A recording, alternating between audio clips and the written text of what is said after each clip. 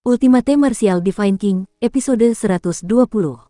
Untuk melihat video selengkapnya, sahabat bisa kunjungi playlist yang telah Sabta Novel sediakan. Yuk mari, kita berimajinasi bersama dan masuk ke alur ceritanya.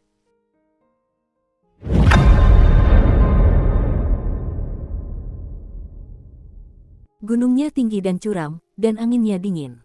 Puncak-puncak yang bergelombang membentuk pegunungan Tianqi yang misterius dan berbahaya. Di kedalaman pegunungan, raungan binatang buas terjalin menjadi simfoni yang megah. Di puncak salah satu puncak, seorang wanita cantik berpakaian hitam memiliki lapisan es di wajahnya. Alisnya yang sedikit berkerut dipenuhi amarah. Bajingan sialan, beraninya dia merusak rencanaku. Wanita itu memegang seruling giok di tangannya begitu erat hingga buku-buku jarinya agak memutih. Head Illusory Arai merupakan formasi yang khusus dibuatnya untuk Silan guna membangkitkan kenangan paling menyakitkan dalam hatinya, menyebabkan dia terjerumus ke dalam mimpi buruk yang tidak akan mampu dia hindari. Dalam situasi seperti itu, Silan tidak akan berdaya, dan panah air apapun akan mampu merenggut nyawanya. Namun siapa sangka bahwa Chu Hen yang sejak awal hampir ia abaikan, justru akan merusak rencananya. Ini karena kultivasi Chu Hen baru mencapai tingkat ke-6 alam pembukaan elemen. Karena itu, ia tidak menganggap serius Chu Hen.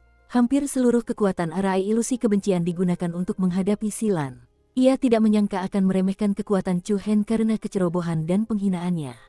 Siapa anak nakal itu? Mata wanita itu menyipit. Jika orang biasa, mereka pasti tidak akan mampu mendeteksi struktur formasi ini, apalagi menghancurkan inti rune yang mengendalikan formasi tersebut. Cahaya ungu apa tadi? Guru, Anda di sini. Tepat ketika wanita yang dingin dan anggun itu sedang merenung, sebuah suara wanita yang manis dan menyentuh tiba-tiba terdengar. Setelah itu, seorang wanita muda yang ramping dan anggun berjalan mendekat. Wanita muda itu mengenakan gaun putih bermotif bunga, dan tidak ada satupun cacat pada fitur wajahnya yang indah. Meng Sang, kenapa kau di sini? Wajah dingin wanita itu sedikit melunak ketika melihat gadis muda itu. Tentu saja untuk menemukanmu. Kami semua menunggumu pergi ke Saint Bell City bersama kami. Jawab gadis muda itu. Aku tahu, guru, mengapa Anda terlihat begitu pucat? Apa yang terjadi? Mata indah gadis muda itu berkedip-kedip dengan sedikit kebingungan. Wanita dingin itu menggeleng pelan, dan secercah rasa dingin terpancar di matanya. Apa lagi yang bisa terjadi padaku? Baiklah, instruktur inti terbaik Akademi Bela Diri Kekaisaran yang lembut, cantik, murah hati, dan berbudi luhur, kakak teratai merah, haruskah kita pergi sekarang? Gadis muda itu tersenyum tipis. Mendengar perkataan gadis muda itu, wanita anggun itu tak dapat menahan tawa, dan jejak terakhir embun beku di wajahnya pun menghilang. Dia menepuk pelan dahi gadis itu. Kamu pandai bicara, Xiaoya. Aku mengatakan yang sebenarnya. Pernahkah Anda melihat saya memuji seseorang seperti itu? Hong Lian tersenyum dan menggelengkan kepalanya. Ia segera menyimpan seruling gioknya dan berkata, ayo pergi.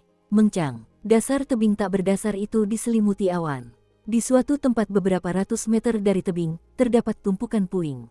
Sebagian besar tanah telah hancur menjadi reruntuhan. Mata Silan yang lembut dipenuhi emosi yang kompleks saat ia menatap pemuda yang tak jauh darinya. Dua garis air mata yang telah mengering terlihat di wajah cantiknya. Chu Hen saat ini duduk lumpuh di tanah, terengah-engah. Setidaknya ada 30 luka di sekujur tubuhnya, tetapi tidak ada yang fatal. Akan tetapi, tetap saja itu adalah pemandangan yang mengerikan yang membuat orang tidak tahan melihatnya. Guru, apakah Anda baik-baik saja? Chu Hen merangkak dengan gemetar dari tanah, senyum riang tersungging di wajahnya. Silan tidak mengatakan apa-apa, dan hanya menatapnya dengan tenang. Guru, mengapa Anda menatap saya seperti itu? Apakah ada bunga di wajahku? Dukung terus channel YouTube Sabta Novel. Saat Chu Hen berbicara, dia tanpa sadar menyentuh wajahnya. Ketika dia berjalan di depan Silan, dia menemukan bahwa wajahnya sangat pucat dan auranya sangat lemah. Guru, sebelum dia selesai berbicara, tubuh Silan lemas dan hampir pingsan. Chu Hen bergegas maju untuk menopang bahu Silan, lalu membawanya duduk di samping sebuah batu besar dan menyandarkannya ke dinding batu. Arai ilusi tanpa kebencian barusan telah menguras abis Silan. Ditambah dengan konsumsi energi yang besar akibat penghancuran arai tadi, kondisi Silan saat ini sangat lemah. Saya baik-baik saja, saya hanya perlu istirahat sebentar. Suara Silan lemah. Ia melihat luka-luka di tubuh Chu Hen dan berkata, luka-lukamu. Saya baik-baik saja, itu hanya luka dangkal. Chu Hen tersenyum tidak setuju, lalu mengeluarkan buah yuan darah dan menyerahkannya kepada Silan. Guru, makanlah ini. Ini dapat membantu Anda memulihkan vitalitas lebih cepat. Terima kasih. Silan tidak menolak niat baik Chu Hen. Jari-jarinya yang halus dan ramping mengambil buah yuan darah dan memasukkannya ke dalam mulutnya. Sama-sama, kamu sudah membantuku berkali-kali, dan aku masih belum mengucapkan terima kasih dengan benar. Ngomong-ngomong, Guru, siapa sebenarnya yang ingin menyakiti Anda tadi? Sepertinya itu adalah seorang master tato tingkat lanjut. Seorang kenalan lama, jawab Silan lemah, dan raut kesedihan tampak di wajahnya yang pucat. Tetapi melihat Silan tidak ingin membicarakannya, Chu Hen tidak bertanya lagi. Guru Silan, saudara muda Chu Hen, sebuah panggilan samar terdengar dari kejauhan. Itu suara Haozi, guru Suomo dan yang lainnya ada di sini. Hati Chu Hen berbinar. Setelah melihat Silan, ia melompat ke atas batu besar setinggi lebih dari 2 meter dan berteriak, "Kami di sini, Guru Suomo, kakak senior Haozi, di sini." Chu Hen berteriak sambil mengamati sekelilingnya. Suara mendesing. Namun, pada saat ini, bayangan hitam kabur tiba-tiba melintasi kehampaan. Seorang ahli alam penembus kekosongan. Chu Hen terkejut, melihat bayangan yang bergerak cepat di langit, wajahnya penuh kejutan. Di jalur seni bela diri, hanya orang-orang kuat dengan tingkat kultivasi di atas alam penembus kekosongan yang mampu melangkah ke udara dan melayang di angkasa. Melihat seluruh dinasti bintang suci, jumlah pembangkit tenaga alam penembus kekosongan dapat dihitung, dan semuanya merupakan tokoh terkemuka. Sejauh ini, Chu Hen hanya melihat 2 orang dengan kekuatan Void Piercing Realm. Salah satunya adalah Gubernur Prefektur Tensei, Kepala Sekolah Jiang. Yang lainnya adalah wanita misterius, Xia Qing, yang ditemuinya beberapa bulan lalu di Pegunungan Boneles. Saat itu, Chu Hen menyaksikan pertarungan antara Xia Qing dan Raja Binatang, Serigala Iblis Bulan Es, dan baru saat itulah dia tahu betapa mengerikan kekuatan seorang ahli alam penembus kekosongan itu.